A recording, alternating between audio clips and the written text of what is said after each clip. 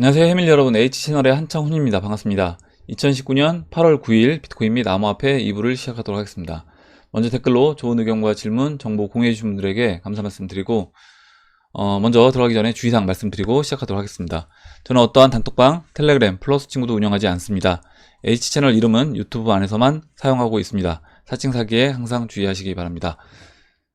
그러면 오늘 순서로 들어가서 먼저 이제 비트코인 차트를 보고 그 다음에 잠깐만요. 네, 비트코인 차트를 보고 알트코인은 이제 리플 차트 하나만 이제 볼게요. 그리고 이제 Q&A를 바로 보고 오늘 어제 이벤트 진행, 라이브 이벤트 했던 부분에 대해서 댓글 추첨 영상을 또 이제 찍어야 돼서 오늘은 좀 영상을 짧게 찍도록 하겠습니다. 그럼 이제 바로 이제 시작을 해볼게요. 먼저 이제 비트코인 차트고, 비트코인 차트 설명 드릴 때는 지금 이제 이은님이 차트 의견 주신 부분이 있어서 일단 제 의견 말씀드리고 같이 또 보도록 하겠습니다. 먼저 이제 비트코인 업비트 이 비트엑스 차트 같은 경우는 제가 이제 달러 차트요.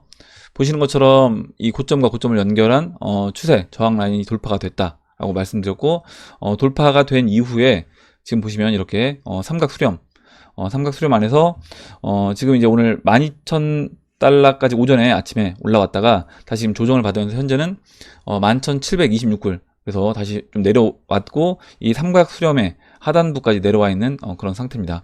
여기서 이제 아래로 깨고 내려갈지 다시 위로 올라갈지 이렇게 이제 보시면 될 것 같고, 깨고 내려온다고 하더라도 지금 보시면 이 추세 라인, 지금 이 추세선을 지켜줄 것인지 그 부분도 이제 체크를 해봐야 될 것 같습니다. 일단은 여기서 이제 확률은 제가 이제 오전에 말씀드렸던 것처럼 일단은 업비트 차트를 봤을 때 추세 라인이 돌파가 됐고 그리고 이제 시총 차트도 돌파가 됐기 때문에 확률적으로 봤을 때는 저는 이제 상승으로 진행될 확률이 높다. 그래서 금 차트와 같은 형태로 진행될 확률이 높다라고 말씀드렸습니다. 그리고 쌍바닥 패턴에서 아직 목표치까지 올라가지 않았기 때문에 13,100에서 13,800 그 정도 조정을 받는다고 하더라도 일단은 그 목표치까지 올라와 주고 조정을 받고 두 차례 정도 조정을 받은 다음에 그 다음에 이제 13,900달러를 넘어가는 그림으로 진행될 수 있다, 이렇게 이제 말씀드렸습니다. 일단 아직까지는 이 수렴되고 있는 그 구간에서 방향성은 아직 보이지 않고 있고, 그럼 이제 비트코인 차트 이은님이 이제 의견 주신 부분을 같이 보도록 할게요. 일단 AI 예측대로 그것도 상위 범위로 되길 기원합니다. 차트 공부에 도움이 될까 해서 제가 고심하는 부분을 올리겠습니다. 차트로 장기적으로 미래 예측은 가능하나 단기적으로 정확한 예측을 하는 방법은 없습니다. 단기 예측이 가능하면 모두 단기 투자로 부자가 될 수 있을 것입니다. 단기 투자는 예측하여 투자하는 게 아니고 예측 확률로 관리를 하는 것입니다. 그러니까 지금 말씀하신 건 뭐냐면 예측을 해서 내가 이제 위로 갈 것 같다라고 생각이 든다고 하더라도 이게 확률적으로 위로 올라갈 수 있는, 단기적으로 봤을 때요, 올라갈 수 있는 확률이 높은 것이지 이게 이제 위로 올라간다라고 해서 거기 이제 그걸 가지고 투자를 하는 건 아니다, 이런 내용을 써주신 것 같고, 그래서 차트를 올려주셨습니다. 이 단기 차트를 보고 올라갈 거다, 내려갈 것이다를 정확히 예측하는 건 불가능하다. 그러니까 확률적으로만 얘기하는 거예요. 저도 이제 확률적으로 얘기하는 거고, 제가 이제 단기 차트와 이제 장기 차트, 그리고 제가 왜 단기적인 시황도 분석하고 장기적인 시황도 분석하는데 왜 단기적인 매매를 하지 않는지, 이제 그 부분에 대해서도 이따 이제 말씀드리도록 하겠습니다. 단기 투자는 예측하여 투자하는 게 아니고 관리하는 거다. 읽었죠? 이 단기 차트를 보고 올라갈 것이다. 죄송합니다. 이 부분도 읽었고, 그럼 차트를 보도록 하겠습니다. 이은님이 올려주신 차트를 이제 보면, 지금 이은님이 이제 비트맥스 차트로 올려주신 이 차트를 보면, 일단 제가 이제 차트 올려드린 것과 약간 다릅니다. 어떤 게 다르냐면, 보시는 것처럼 이 고점과 고점을 잇는 추세라인, 주황색으로 좀 진하게, 노란색이라고 해야 되나요? 이걸 진하게 이제 그린 이 차트를 그려봤을 때 아직까지 이 저항이 돌파가 되지 않았다. 일단 이은님이 봤을 땐 이렇게 돌파가 되지 않았다라는 거죠. 아까 이제 방금 전에 그 업비트 차트랑은 이제 그림이 좀 다릅니다. 업비트 차트는 고점 연결했을 때 돌파가 된 걸로 보이는데, 이 추세 라인을 보시면요. 근데 지금 이은님이 비트맥스 차트 주신 거는 이렇게 돌파가 되지 않은 모습으로 보이고 있고, 돌파가 되지 않은 상태에서 지금 수렴을 거치고 있다. 그래서 이제 빠질 수도 있다라는 이제 의견을 주신 것 같습니다. 그리고 조정을 받는다라고 하면 지난번에 그 39% 조정을 받았을 때 이제 위치가 지금 8,300달러, 8,378달러 이렇게 이제 얘기를 해주셨고, 일단 여기서 이제 설명해 주신 부분을 같이 이제 보면서 다시 차트를 보도록 할게요. 4시간 봉입니다. 큰 그림을 보면 블리시 플렉입니다. 그래서 이제 블리시 플렉이라는 이 차트에 대한 설명, 링크를 이제 걸어주셨는데, 제가 이 링크도 따로 이제 오늘 설명란에 걸어 드릴 테니까, 차트 공부해 보고 싶은 분들은, 이게 차트에 관련된 내용이에요. 그래서 이 부분도 이제 같이 보시면 될 것 같고, 지금은 차트 모양은, 이 블리시 플렉이다. 그래서, 상승 깃발형이기 때문에, 그렇다라고 하면 여기서 이렇게, 깃발을 만들어주고, 깃발을 통과해서 상승 흐름으로 진행될 확률이 높다라는 이제 의견입니다. 다시 돌아가서 이제 보시면, 장기적으로 보면 올라갈 확률이 높고 15,000 이상 올라갈 수 있다입니다.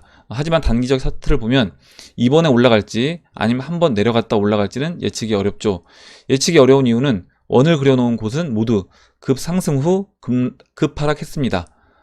지금 이제 차트 올려주신 것 중에 이렇게 원으로 체크한 이 부분들을 보면 급등했다가 이렇게 다 급락을 했다라는 거고요. 지금도 그럼 이제 그와 같은 패턴으로 진행될 수 있지 않냐, 이런 이제 의견을 써주신 것 같아요. 그래서 예, 일반적 상승 삼각수렴을 보면 볼륨이 서서히 내려가야 합니다. 하지만 볼륨이 이전 구간보다 높고 많은 양이 유지가 되고 있습니다. 그걸로 봤을 때 현재 방향에 대해 세력들이 갈등 중에 있고 더 큰 세력이 방향을 만들어줘야 하는데 기존 볼륨이 좀 부담스럽습니다. 이 상황이 지속되면 오히려 이제 하락할 가능성이 높다고 생각됩니다. 지금 이제 보시면 이은님이 이제 차트 의견 주신 건 뭐냐면, 지금 이제 볼륨이 오히려 이제 줄어들면서, 줄어든다라고 하면 돌파해서 올라갈 수 있는 확률이 높은데, 볼륨이 줄어들고 있지 않아서, 지금 방향성을 결정하기 위해서 어떤 좀 더 큰 세력의 방향성을 만들어주지 않는 한 하락으로 이제 갈 수 있는 확률이 좀 더 높아 보이지 않냐, 이제 이런 의견을 주신 것 같아요. 상승적으로 이어지려면 요전 12,300달러 이상 오른 후에 12,000달러에서 반등한 후에 큰 볼륨이 동반된 상승으로 이어져야 합니다. 그리고 지금의 경제 상황은 상승으로 갈 수 있는 또 좋은 시기이기도 합니다. 이렇게 써주셨고, 다른 하락 가능한 이유는 해서 이제 차트를 3개를 올려주셨는데요. 대부분의 전 상승장의 상승은 조정 중에 로어 로우 급격한 하락이 나온 이후에 시작이 됐다. 지금 차트 올려주신 걸 보면 이렇게 동그라미 친 부분을 보면 다시 상승장으로 가기 전에 이렇게 한번 급락을 만들어주고 상승 패턴이 이어졌다. 다른 차트들도 이렇게 그런 의견을 이제 주셨습니다.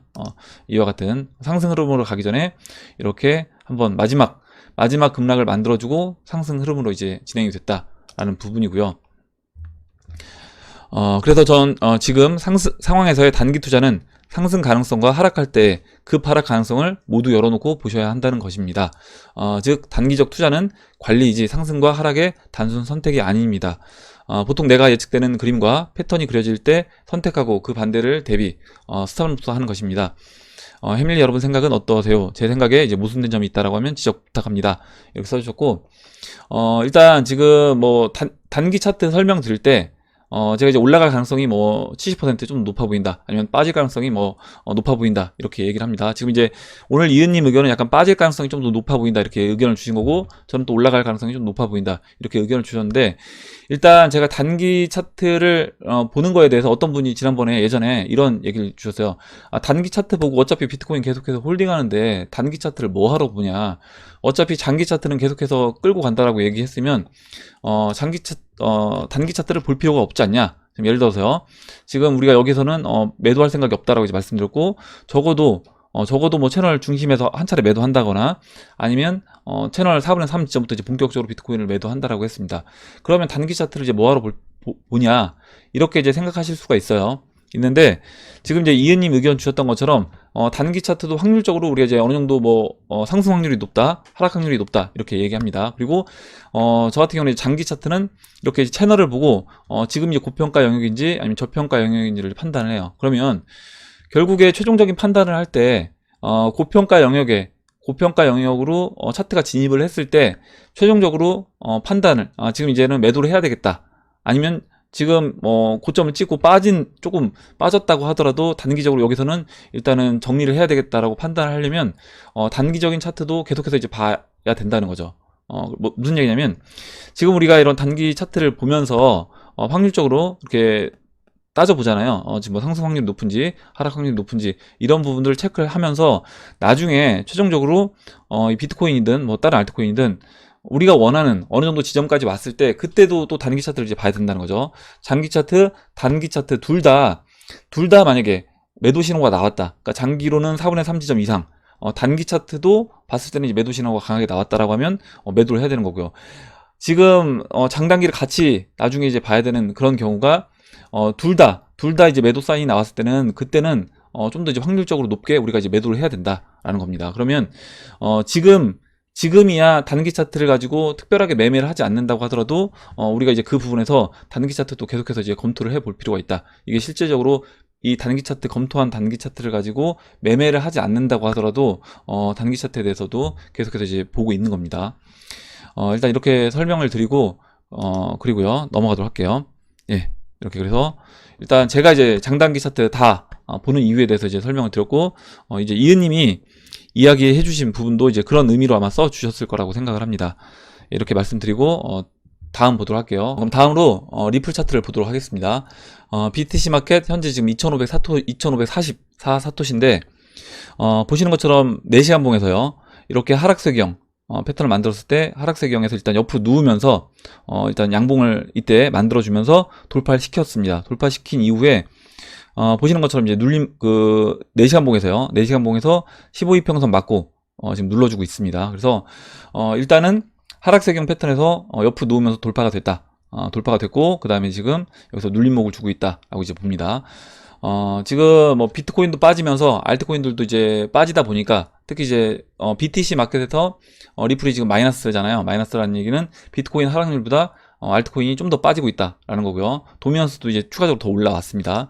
현재 보시면 도미넌스가 거의 이제 71에 이제 육박하는 70.98까지 올라와 있는 상태고 여기서 이제 추가적으로 뭐 더 올라갈지 그 부분도 지켜보도록 하고 일단은 뭐 그 와사비님이 제공해주신 도미넌스 차트로 봤을 때 채널 상단부에 이제 거의 닿았어요. 닿았기 때문에 여기서 이제 추가적으로 도미넌스가 뭐 저는 올라가기보다는 항상 말씀드리지만 거의 다 올라가지 않았나 그렇다라고 하면 도미넌스도 지금 여기서 비트코인 지금 13,900달러 올라가기 전까지는 추가적으로 지금 도미넌스가 좀 더 올라갈 수 있습니다. 여지가 있고 여기에서 비트코인이 조정을 받을 때 13,000 지난번 13,100에서 뭐 13,900까지 올라가지고 비트코인 조정을 받을 때 그때부터 본격적으로 이제 알트코인들이 어떤 식으로 이제 움직이는지 그 부분을 이제 체크를 해봐야 될 것 같습니다. 일단 이렇게 말씀드리고 그럼 이제 Q&A로 들어가도록 할게요. 먼저 이제 Q&A는 KG 수현님이 써주신 내용을 이제 보겠습니다. IMF 사태와 같은 일이 두 번 다시 일어나면 안 되죠. 미리 준비하고 경각심을 갖는 건 좋지만 그렇게 단정적으로 우리나라가 IMF가 올 거라는 말은 참 불쾌하네요. 1998년도와 지금의 대한민국 같은 수준인가요? 그때 기업들은 수표 발행, 연대 보증으로 줄 도산이 이어졌고 정부도 외환 보유고를 숨겨서 얼마 안 됐다는 걸 부풀려서 방지했던 부분이 있고 그 후로 외환 보유고를 국가에서 신경 쓰며 관리한다고 알고 있는데 예전에 그랬으니 지금도 그럴 거라는 추론은 무슨 추론인가요? 한번 부도나면 계속 부도가 나야겠네요. 지금은 기업들이 그때를 교훈 삼아 체질 개선을 했다라고 봅니다. 예, 저도 이제 그렇게 보고 있습니다. 그리고 그렇게 말씀을 드렸어요. 그러니까 우리나라 대기업들은 그나마 이제 저는 걱정하지 않는다. 이렇게 말씀드렸습니다. 그리고 제가 오늘 오전에 대기업들 그 자료를 이제 실적 자료를 말씀드린 이유는 그 외환 보유고 부분에서 있을 부분 그 부분을 이제 말씀드린 거예요. 그렇게 하락이 또 부도가 난다고 해서 계속 언급하는 이유를 참 이해할 수가 없습니다. 걱정하는 멘트가 아닌 너 두고 보자 부도 안 나나 그런 뉘앙스인가요? 그래서 그런 뉘앙스로 이제 느껴지셨다라고 하면 일단은 저는 그런 의도로는 이야기를 하는 거 아닙니다. 제가 이제 뭐 제 영상을 예전부터 만약에 KG 수현님이 쭉 보셨다라고 하면 제가 어떤 의도로 우리나라 주식시장 빠진다는 거 그 부분에 대해서 이야기를 하는지 아마 아실 거라고 이제 보고 있고 제가 이제 걱정하는 건 이번 위기 상황이 왔을 때 우리나라 같은 경우는 대기업들은 IMF를 거친 대기업들이 많기 때문에 그리고 대기업들 어떻게 보면 이제 뭐 그 위에 수뇌부라고 하면 어느 정도 준비를 했을 거라고 봅니다. 이번 이제 위기 상황에 대해서 문제는 중소기업이라든가 일반 이제 가게가 이제 문제가 되겠죠. 그래서 그런 부분에서 우리가 준비를 해야 된다라는 이제 취지로 제가 말씀을 드린 거고 제가 어떻게 보면 이런 방송을 하고 있는 그 이유라고 한다라고 하면 그런 이유 중에 하나가 실제 이제 우리나라가 위기 상황이 왔을 때 그때 우리나라 국민들이 그나마 조금이라도 피해를 좀 덜 보려고 하면 어떤 지금 포지션을 취하는 게 좋을지 그리고 우리 가게에서 가게에서 각각의 각자 이제 생존을 해야 되는데, 그 생존에서 어떤 자산 포트폴리오를 꾸려 나가는 게 우리한테 이제 좀이라도 생존하는데 도움이 될 것인가, 이제 이 부분에 대해서 제 의견을 이제 말씀드리고 싶어서, 뭐 제가 맞다는 얘기가 아니라 제 의견을 말씀드리고 싶어서 그 부분에서 말씀드린 거고. 그리고 이번 이제 위기 상황에 대해서 뭐 우리나라만 IMF, 그러니까 98년도 이때는 이제 동남아시아 이쪽 지역 태국부터 이제 시작을 해서 우리나라까지 IMF를 맞게 된 건데, 이번에 오는 위기는 저는 이제 우리나라가 타겟이 아니라고 말씀드렸습니다. 우리 이번에 오는 위기는 중국이 그 미중 무역 전쟁에서요, 그 패권을 노리는 중국을 제압하기 위해서 그 금융 세력이 주도해 나가는 그런 전쟁이기도 하고요. 우리나라는, 그러니까 우리나라뿐만 아니라 다른 전 세계 모든 나라들 마찬가지입니다. 이번 위기 상황에서 안전한 지대에 있는 그런 나라는 없다라고 보고, 제가 이제 계속 말씀드리지만 피해를 볼 수밖에 없다. 그리고 이게 뭐 좌우를 떠나서 어떤 정권이든지 지금 이 경제 위기 상황을 저는 안전하게 빠져나갈 수 있다라고 말씀드린 적 없습니다. 왜냐면 이번 위기 상황은 90년 만에 돌아오는 사이클이고, 1929년도에는 그나마 글로벌로 어떤 경제가 다 엮여 있진 않았다라고 하면, 지금은 오히려 더 그 네트워크가 다 오히려 그 조밀조밀하게 연결되어 있는 그런 상태이기 때문에, 이 부분에서 글로벌적으로 우리나라만 딱 빠져나가서 경제 위기를 모면하는 그런 거는 쉽지 않다. 그래서 전체적으로 세계 모든 나라들이 피해를 볼 수밖에 없는 상황에서, 거기서 어떻게 하면 우리나라가 이제 피해를 좀 덜 보는 방향으로 갈 수 있을 것인가, 이 부분에 대해서 이제 말씀을 드리는 겁니다. 제가 말씀을 드리는 거고, 뭐 우리나라가 IMF 왔으면 좋겠다 이렇게 생각하는 게 아니에요. 제가 이렇게 생각하는 게 아니고, 당연히 우리나라 국민들이 피해를 좀 덜 봤으면 좋겠고, 그런 취지에서 제가 준비할 수 있게끔 방송을 하고 있는 겁니다. 그래서 암호화폐 투자도 해야 된다라고 말씀드리는 취지가 사실 그런 부분이고, 제가 봤을 때 아마 KG 수연님도 암호화폐 투자하고 계신 이유가 그런 위기에서, 어떤 앞으로 돌아올 어떤 위기 상황에서 조금 더 자산을 지키기 위해서 투자를 하고 계신 것 같고, 그래서 또 제 방송을 보고 계신 거라고 생각을 합니다. 그리고 마지막으로 한 가지 더 이제 말씀을 드리면, 뭐 이제 98년도에 대한민국이 뭐 외환 보유고를 숨겼다, 이렇게 이제 뭐 얼마 안 되는 걸 부풀려서 방치했던 부분이 있다, 이렇게 이야기를 해주셨는데, 이런 부분에 대해서는 사실 그 정부 관계자라고 하면 고지고대로 다 이야기를 하기는 저는 어렵다라고 봅니다. 제가 이제 말씀드렸지만, 지금 진짜 이제 위기 상황이라고 하더라도 앞으로 우리나라가 환율적으로 굉장히 이제 위험한 상황이 올 거니까, 이 부분에서 여러분들 해지를 하세요, 이렇게 정부 관계자가 이야기를 할 수 없다는 거죠. 이거는 이제 아마 이제 우리가 그 당사자 입장이 된다라고 하면 당연히 그렇게 얘기할 수밖에 없을 거다라고 생각을 합니다. 그래서 그런 부분을 우리가 그냥 생각을 해서, 이 사람 입장에서는 이렇게 이야기를 할 수밖에 없고, 그런데 실제 경제 상황은 그렇게 돌아가지 않고 있기 때문에, 각자 우리가 판단해서 그 부분에서 준비를 하자라는 취지에서 제가 말씀을 드린 겁니다. 그리고 뭐 코스피 차트만 빠진다, 이렇게 말씀드린 게 아니라, 사실 중국 차트는 저는 뭐 4분의 1토막 난다고 말씀드렸어요. 중국 같은 경우는 이번에 어떻게 보면 이 미중 무역 전쟁의 당사자이기 때문에 더 많이 빠질 수밖에 없다, 이렇게 말씀드렸고, 미국 다우도 마찬가지로 반토막 날 수 있다라고 말씀드렸습니다. 그래서 뭐 우리나라 종합주가 지수만 빠지는 게 아니라 전 세계적으로 다 어느 정도 위기 상황을 겪고, 그 위기 상황을 극복하는 과정에서 지금 법정화폐가 양적 완화가 시작되면서 돈이 풀릴 때, 그때 이제 이 암호화폐라든가 금이라든가 은, 이런 실물 자산 쪽으로 이제 수급이 몰릴 거다, 이렇게 이제 보고 있는 겁니다. 이렇게 이제 말씀드리고 넘어가도록 할게요. 일단 답변이 됐나 모르겠어요. 일단은 좀 제가 이야기한 부분에서 약간 이제 오해가 있는 것 같아서 말씀드렸고, 일단 KG 수현님처럼 이렇게 이제 생각하실 수도 있는데, 그런 의도로 제가 말씀드린 거 아니라는 거 점을 말씀드리고, 다음 보도록 하겠습니다. 다음으로 사무엘님이 이제 써주신 내용 볼게요. 사무엘님이 그 링크를 하나 이제 걸어주셨는데, 저희 조카가 대기업에 다니고 있는데 스페인에 교환학생으로 이제 1년 다녀온 걸 제외하고는 순수 국내파로서 6개 국어를 구사하는 친구입니다. 작년에 생사의 고비를 넘기고 너무나 씩씩하게 멋지게 직장생활을 다시 시작하면서 영어, 중국어, 일본어를 중심으로 외국어를 어떻게 하면 잘 습득할 수 있는지에 대한 유튜브 방송을 이제 시작하셨대요. 그래서 한번 이제 그러니까 언어에 대해서 관심 있으신 분들, 그리고 뭐 혹시 자녀 교육에 대해서 언어 교육을 어떤 식으로 이제 하면 좋을지, 이게 어떻게 보면 경험자고, 이렇게 실제 우리나라에서 6개 언어를 이제 구사할 수 있다라고 하니까, 저 아까 이제 영상 하나 보고 하나는 좀 보다 말았는데, 관심 있으신 분들은 이제 구독 눌러서 보시면 괜찮을 것 같아요. 일단 영어 발음도 굉장히 좋으시고, 일단 또 발음도 정확하게 얘기해 주시니까 듣기에도 굉장히 편했습니다. 예, 이렇게 일단은 제가 영상은 이제 플레이 시키지 않고 저도 일단은 이제 구독을 눌렀어요. 구독 눌렀고, 예, 알림정도 이제 눌러도록 하겠습니다. 예, 예, 이렇게 보고 다음 보도록 하겠습니다. 다음으로 네오스님이 지난번에 예전에 네오스님이 이제 같이 이제 대전하고 뭐 세종시에 계신 분들 식사 초대를 한번 하겠다 이렇게 얘기해 주셨는데, 비트코인 2만 불도 좋지만 리플 4,000원 돌파할 때 모임을 가지는 것도 좋을 것 같습니다. 그래서 장소와 식사는 세종에 있는 제 영업장에서 이제 모시고 싶습니다.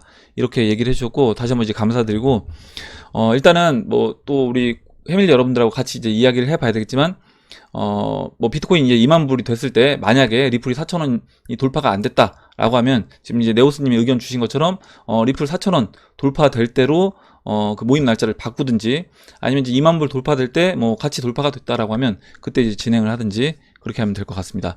그리고 뭐 장소를 또 제공해 주신다라고 하니까 다시 한번 이제 감사드리고, 그때 이제 또 날짜가 그렇게 됐을 때 그때 이제 다시 말씀을 드리도록 할게요. 예, 다시 한번 이제 감사드리고, 다음으로 이제 리플님이 써주신 내용 보겠습니다. 예, 리플님이 일단 지금 유플레이님이 그 비트 도미넌스에 대해서 이제 써주셨는데, 제가 일단 말씀을 드리는데 제가 정확하게 이해를 못해서 다시 한번 이제 한번 써주셨으면 좋겠어요. 내용을. 비트 도미넌스가 하락하면 알트가 상승하는 거에 대해서 BTC 마켓으로 봤을 때와 원화 마켓으로 보는 경우가 약간은 차이가 있지 않을까요?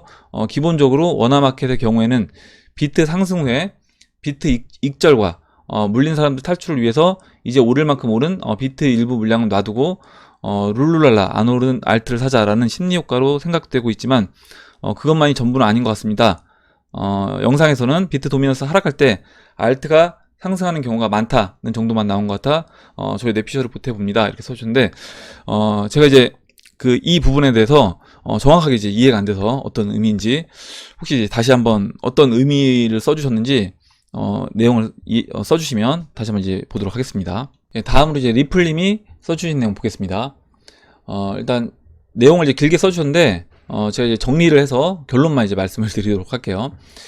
일단 2021년 말까지 300배 수익률을 목표로 코인 시장에 이제 임하고 있다라는 내용이고, 그 300배 수익을 어떻게 이제 거둘 수 있을 것인가, 이 부분에 대해서 이제 의견을 주셨는데요. 일단 지금 포트폴리오는 비트 10%, 리플 30, 이더 30, 비트코인 캐시 30% 이렇게 해서 100%. 그래서 굉장히 대형 알트와 이제 비트코인으로 포지션을 이제 짜 놓으셨고, 비트의 추가 상승과 알트의 하락, 그리고 채굴한 원화로 알트 추가를 매수해서 현재는 비트 14, 이제 비트코인, 알트코인의 비중이 빠지니까 비트코인 비중이 올라갔겠죠. 그래서 비트 14, 리플 30, 이더 27, BK 29%의 포트폴리오 비중이 있다. 이렇게 이야기를 해 주셨습니다. 그래서 일단 그 목표값, 제가 이제 말씀드렸던 그 목표치 있잖아요. BK, BSV 합한 걸로 0.2 사토시, 0.2 BTC죠. 0.2 BTC, 그리고 이더리움 0.1 BTC, 리플 2만 사토시. 이렇게 됐을 때, 쭉 내용을 정리를 해보면, 비트코인은 지금 이제 바닥 대비 4배 상승을 한 겁니다. 4배 상승했고, 그 4배 상승은 끝이 났다라는 거예요. 그러니까 이제 이 상승은 빼고, 이 비트코인 올라가는 상승은 빼고, 나머지 상승이 이제 얼마가 될 것인가 라는 부분인데, 이번에 이제 알트코인 상승을 10배 상승을 할 수 있다. 물론 저는 이제 보수적으로 뭐 3배에서 5배 정도 이제 부자라고 말씀을 드렸는데, 아마 이제 이 10배 상승은 좀 약간 그 알트코인들 상승을 할 때 알트들이 동시에 5배를 상승한다라고 하면 5배의 수익률이 전부겠지만, 상승률이 다른 알트에 비해서 월등히 높아 먼저 목표가에 도달한 알트가 있을 것인데, 그 알트들을 이익 실현해서 덜 오른 알트를 이제 매수한다라고 하면 수익률이 배가 될 것이다. 이렇게 얘기를 해주셨고, 이건 너무 약간 이거는 보수적으로 잡을 필요가 있을 것 같아요. 그래서 일단 이 부분은 뭐 지금 이걸 이제 10배로 계산하신 것 같아요. 10배로 계산하셨고, 그 다음 비트 상승이 지금 이제 지금 11,700불이고요. 여기서 우리가 6만 달러를 본다라고 하면 추가적으로 뭐 3배 정도 올라갈 수 있다. 이건 좀 더 이제 올라갈 수 있다라고요. 3배보다 오히려 좀 더 올라갈 수 있다. 비트코인은 이렇게 보고, 마지막 알트 상승을 이제 10배 이렇게 계산했을 때 10배, 3배, 10배 이렇게 곱하면 300배가 된다. 이렇게 써주는데, 일단 좀 더 보수적으로 본다고 하더라도요. 알트를 그냥 우리가 알트로 3배, 알트로 3배요. 그 다음에 비트 비트는 이제 좀 더 될 것 같은데, 그냥 비트도 3배로 볼게요. 3배 본다라고 하면 이제 9배입니다. 9배고, 마지막 알트를 3배로 본다라고 하더라도 27배라는 거죠. 27배인 겁니다. 그래서, 물론 뭐 300배의 수익률을 다 거둔다라고 하면 진짜 어마어마한 수익률이 될 것이고, 그게 아니라, 진짜 보수적으로 알트로, 우리가 지금 원화달러로 했을 때 그냥 3배, 그리고 비트로도 또 3배, 다시 알트로 3배 이렇게 한다고 하더라도, 저는 충분히 우리가 이제, 어느 정도, 다른 사실 뭐 금이라든가 은 투자보다는 훨씬 더 이제 큰, 저는 암호화폐로 수익률을 거둘 수 있다라고 이제 봅니다. 예, 그래서 이제 보수적으로 보고 또 양보해서 봐도 100배 정도 볼 수 있다 이렇게 써주셨는데요. 뭐 더 보수적으로 봐서 아까 지금 제가 말씀드린 것처럼 한 뭐 20배, 30배만 본다고 하더라도 사실 이렇게 우리가 뭐 한 2년 정도, 2년 정도 인내해서 그 정도의 수익률을 거둘 수 있는 시장이 있다라고 하면 저는 이제 뭐 그만한 시장은 찾아보기 쉽지 않다 이렇게 생각을 합니다. 예, 그래서 하루하루의 코인 가격의 오르내림에 일일비하지 마시고 큰 그림을 보고 100년에 한 번 올까 말까 하는 기회를 놓치는 우를 범하지 않는 해밀리 주민이 되었으면 합니다. 이렇게 써주셨고요. 예, 다시 한번 좋은 내용 써주셔서 감사드리고 다음으로요. 최세훈 TV님이 질문해주신 내용 보도록 하겠습니다. 일단 그 사모님이 신규 계좌를 만들려고 했는데 정부에서 현재 규제 중이라고 해서 만들지 못한다라고 했습니다. 일단 그 업비트는 못 만드는데 코인원하고 코빗 그리고 이제 빗썸은 다 만들 수 있는 걸로 알고 있습니다. 그래서 일단 뭐 만들 수 있는데 계좌를 만드시고요. 업비트 같은 경우는 신규 입금은 안 된다고 하더라도 계좌 개설이 된다라고 하면 그 사모님 계좌로 코인원의 계좌를 먼저 만들어서 현금 입금을 하고 거기에서 이제 매수를 한 다음에 그 다음에 전송을 빨리 할 수 있는 아마 이 업비트에 뭔가 원하는 코인이 있어서 다른 데 계좌를 안 만드시려고 하는 것 같은데 그걸 가지고 업비트로 이제 코인원에서 뭐 업비트로 보내신다든가 사모님 계좌 그쪽 만드셔서요 보내고 거기서 만약에 리플로 보냈다라고 하면 그 리플로 보낸 다음에 리플을 다시 매도해서 현금화한 걸로 원하시는 코인을 사시면 될 것 같습니다. 물론 이제 만약 코인원에 있는 그 코인들이 다 있다 아니면 뭐 빗썸에 그런 코인들이 다 있다라고 하면 그 코인을 사서 이제 보내도 되는데 업빗에서 어차피 거래를 할 생각이다라고 하면 이왕이면 한 종목으로 그냥 코인원을 사서 전송을 한 번에 여러 개로 하지 마시고 한 번에 딱 해서 업비트로 보내놓고 거기서 이제 매매를 하시면 될 것 같습니다. 예, 이렇게 말씀드리고 그리고 이제 조만간에 아마 업비트도 신규 계좌가 이제 풀릴 거라고 생각을 해요. 예, 그리고 SJ님이 이제 비트코인으로 사행시를 적어주셨는데 한번 이제 읽어볼게요. 비트코인을 트레이딩하며 느낀 점은 우리 바로 코앞에 아주 큰 인생의 전환점인 시기가 다가오고 있다는 것이다. 비록 마지막에 결과가 좋든 나쁘든 우리는 역사적인 한 획과 흐름의 이제 기회라는 도전을 하고 있는 것이다. 아자아자 해밀리 파이팅 이렇게 써주셨는데 일단 사행시를 굉장히 좀 멋있게 지어주셔서 읽어봤고 뭐 결과가 좋든 나쁘든 이렇게 해주셨는데요. 이왕이면 이제 결과도 좋은 방향으로 이제 진행이 돼야 되겠죠. 그리고 결과가 좋은 방향으로 이제 진행이 되게 하려면 저는 이제 원칙이 있어야 된다. 우리가 매매할 때 투자에 대한 원칙이 있어야 된다라고 생각을 합니다. 그리고 그 원칙대로 했을 때 만약에 우리가 어느 정도 그 결과에 대해서 좀 실패를 한다고 하더라도 내가 원칙대로 한 부분에 대해서 어느 정도 이제 수용이 되지만 내가 원칙을 세워놓고 그 원칙을 지키지 않아서 만약에 결과가 좋지 않게 되면 더 이제 오히려 나중에 그 기회를 그냥 놓쳐버렸을 때 저는 더욱 이제 후회가 많이 남을 것 같습니다. 예를 들어서 뭐 제가 지난번에 말씀드렸던 예전에 우리 그 흑우 공모전 할 때 다단계, 뭐 채굴 이런 업체에 돈 투자했다가 실제 그냥 이더리움만 사서 갖고 있었어도 좋은 비트코인만 사서 갖고 있었어도 좋은 기회를 충분한 수익을 거둘 수 있었는데 뭐 다단계 채굴 회사라든가 뭐 트레이딩 회사에 투자를 했다가 돈을 다 날려서 기회를 놓쳤던 이야기를 이제 많이 들었잖아요. 그래서 그런 우를 범하지 않는 분들이 됐으면 좋겠어요. 예, 그리고 다음 보도록 하겠습니다. 다음으로 나일강님이 실제 위기가 진행되더라도 정부는 언론을 통해 민심 및 혼란을 잠재우려 진실의 80%만을 말할 것입니다. 이거는 뭐 어떤 정권이든 저는 어쩔 수 없다라고 봅니다. 왜냐면 이제 국민들이 혼란이 이제 될 수 있기 때문에 그 부분에서 이제 어느 정도 안정적인 국가 운영을 위해서라고 하더라도 그 정부 관계자들은 이렇게 이야기를 할 수밖에 없다. 그리고 제가 그 위치에 있어도 당연히 지금 위기 상황이니까 뭐 우리나라를 탈출해야 됩니다. 원화를 다 팔아야 됩니다. 이렇게 이야기를 할 수가 없다는 거죠.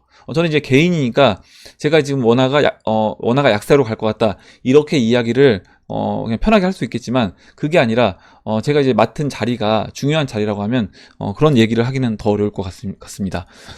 이제 이런 우려가 증가되는 가운데 외환 전문가들은 한국의 외환 보유액이 4천억 달러에 달해 98년도 IMF 위기 대비해 외환 위기에 대한 체력이 강해졌다라는 분석입니다. 그래서 결국 여기 계신 분들처럼 알아서 대비하지면 안 된다 이렇게 써주셨고, 일단 뭐냐면 제가 이제 항상 우리가 리스크 관리를 할 때는 아까 이제 뭐 처음에 KG 수현님 의견도 이제 제가 말씀드렸지만 리스크 관리를 할 때는 좀 가장 안 좋은 경우까지 생각을 해보자라는 겁니다. 그래서 물론 당연히 좋은 방향으로 진행이 되면 가장 좋은 거고요. 그렇지 않고 최악으로 갔을 때도 우리 가족이 내 주변 지인들이 좀 데미지를 덜 받으려면 경제적으로 어떤 포지션을 취해야 되는지, 그리고 이번에 올 위기가 진짜 돈과 관련된, 우리 법정화폐와 관련된 위기라고 하면 그러면 뭐 베네수엘라라든가 터키, 이란처럼 충분히 우리나라도 진행이 될 수 있기 때문에 그 부분에서 저는 이제 준비를 하자라는 겁니다. 그래서 나중에 뭐 터키처럼 1달러가 뭐 5 터키 리라 아니면 6 터키 리라처럼 이제 5배, 6배 올라간 다음에 그때 이제 그 돈을 달러로 이제 바꾸려고 하면 굉장히 손해를 많이 보고 바꿀 수밖에 없기 때문에요. 그래서 지금 미리미리 준비하자는 차원에서 말씀을 드리는 겁니다. 예, 이렇게 말씀드리고 다음으로요. 미유님이 써주신 내용 볼게요. 미유님이 무념무상, 요즘 제가 이제 코인을 바라보는 마음 상태입니다. 올라도 내려도 아무 감흥이 없네요. 가뭄 올 때 대비해 생수병도 여러 개 이제 모아놨는데 그냥 가만히 바라만 보고 있는 지금 제 모습이 딱 리플과 같지 않나요? 이제 아마 생수병을 모아놨다는 거는 지금 이제 실탄, 그러니까 우리가 이제 흔히 총알이라고 하죠. 현금을 이제 어느 정도 확보해놨는데 그냥 이거에 대해서 지금 이제 현금을 추가로 이제 빠졌는데도 쏘지 않고 그냥 가만히 있는다, 이렇게 이제 이야기를 해주신 것 같습니다. 그래서 이렇게 됐을 때 오히려 이제 흔들림이 없는 거예요. 내가 만약에 올라갈 확신이 있다고 하더라도 이거에 대해서 너무 이제 리스크 크게 많이 투자를 했을 때는 내가 이제 흔들릴 수 있다. 그래서 어떻게 보면 진짜 무념무상이 되는, 그리고 마음 상태를 제가 항상 투자를 할 때 두 다리 뻗고 잘 수 있는 포지션이 제일 좋다라고 이제 말씀드렸잖아요. 그래서 항상 여러분들도 내 포지션이 두 다리를 뻗고 잘 수 있는 편안한 포지션인지, 잠잘 때 스트레스 안 받고 잘 수 있는 그런 포지션인지 한번 생각해 보셨으면 좋겠습니다. 다음으로요, 이정환님이 써주신 내용 볼게요. 저는 이제 울산에서 부동산 중개업을 하고 있는 이정환이라고 합니다. 저는 암호화폐 투자도 하고 있지만 대부분의 자산은 부동산에 투자가 되어 있습니다. 암호화폐 가격을 예측하시는 부분에선 인플레이션을 말하는 것 같고, 부동산 주식 가격을 예측할 때는 디플레이션을 이야기하는 것 같아서 많이 혼란스럽네요. 보통 인플레이션이 오고 나서 필연적으로 이제 디플레이션이 오는 것이라고 알고 있는데, 그럼 순차적으로 그렇게 될 거라고 생각하시는 건지, 달러의 약세로 인해 인플레이션이 생기고, 달러가 이제 기축통화이기 때문에 그 인플레이션을 수출하는 효과가 있다. 그래서 경제 기반이 약한 나라에서는 달러의 가치보다 더 급격히 그 나라의 화폐의 가치가 떨어질 것이고, 그로 인해 외국 자본이 떠나게 될 거고, 외국 자본을 잡아두기 위해 이자율을 올릴 거고, 높아진 이자율로 인해 디플레이션과 같은 효과가 올 거다. 그리고 부동산 주식 등의 가치는 떨어질 거다. 이게 맞는 것인지, 이렇게 써주셨는데요. 일단 이렇게 보시면 될 것 같습니다. 뭐냐면 뭐 베네수엘라라든가 뭐 제가 터키, 이란 이런 나라들 이제 지금 이제 하이퍼 인플레이션으로 막 들어가고 있는 그런 나라들을 이제 말씀을 드리는데, 그런 나라들이 처음부터 하이퍼 인플레이션으로 가지 않는다. 마찬가지입니다. 무슨 얘기냐면, 일단은 침체 국면으로 먼저 들어갑니다. 디플레이션이 먼저 된다는 거죠. 디플레이션이 진행돼서 먼저 이제 디플레이션이 진행되기 전에 지금 말씀해 주셨던 것처럼 어느 정도 이제까지 이제 풀렸던 2008년도 서프라임 때 그 양적 완화를 통해서 돈이 풀렸던 그 돈으로 인해서 그냥 자산이 버블이 일어났습니다. 어느 정도 이제 버블을 만들어 놨고, 이제 그 버블이 이제 꺼질 타이밍이 되는 건데, 그 버블이 꺼지면서 디플레이션 상태가 되는 거예요. 사람들이 돈을 들고 있지만 돈을 쓰지 않는 겁니다. 돈을 쓰지 않는 그런 상태가 된 거고, 그렇게 되면서 실제 주식시장 급락하고 부동산 시장도 이제 빠지게 되겠죠. 그렇게 돼서 침체 국면이 일어났을 때 이번에 또 침체 국면을 극복을 해야 되는데, 그럼 침체 국면을 어떻게 극복할 것인가 라고 하면, 결국에 지금 현재 있는 그 돈을 더 풀어내는 수밖에 없다. 돈을 더 풀어내서 사람들이 돈을 다시 이제 쓸 수밖에 없게끔 그런 상황을 만들어야 된다라고 봅니다. 그러면 지금 이제 예전에 1929년도에는 그 근본위를 했던 화폐였기 때문에 여기서 이제 근본위와 분리하면서 돈의 가치를 떨어뜨리면서요, 어느 정도 이제 그 위기 상황 극복해서 넘어갔습니다. 근데 지금은 이미 이제 근본위랑은 떨어져 있는 그냥 신용화폐라는 거죠. 그러면 여기서는 이 신용화폐, 어차피 이제 근본 인재가 아닌 그 이 신용화폐를 어떻게 풀어낼 것인가라고 하면 여기서는 이 가치를 0으로 만들고 다른 우리가 지금 투자하고 있는 이 암호화폐로 돈의 가치를 이전시킬 것이다. 이렇게 이제 보고 있는 겁니다. 그래서 이렇게 투자를 하고 있다라고 보시면 될 것 같고, 일단은 그래서 먼저 디플레이션 침체 국면으로 와서 그 침체 국면을 극복하는 과정에서 그 각국 중앙은행의 정책이 어떤 정책이냐에 따라서 뭐 하이퍼 인플레이션으로 가는 나라도 있을 것이고요. 또 그냥 인플레이션, 어느 정도 이제 인플레이션만 겪는 나라도 있을 거다. 예, 이렇게 이제 봅니다. 이렇게 설명이 됐나 모르겠네요. 이렇게 말씀드리고, 네, 그럼 오늘 여기까지 하고 마무리하도록 하겠습니다. 제가 한 분이 뭐 더 있는 줄 알았는데 마지막 분이었어요. 아까 이제 이은님을 제가 마지막 분으로 체크를 해서 오늘 나온 얘기들 중에 여러분들 뭐 궁금하신 내용, 또 같이 이야기하고 싶은 의견, 정보 있으시면 정보를 공유해 주시면 같이 이야기를 해보는 시간을 가져보도록 하겠습니다. 댓글 남겨주신 해밀 여러분 다시 한번 감사드리고, 끝까지 영상 시청해주신 해밀 여러분 감사합니다. 그럼 이상으로 영상을 마치도록 하고, 영상이 도움이 되셨다면 좋아요와 구독 버튼, 그리고 알림종 버튼을 눌러주세요. 감사합니다.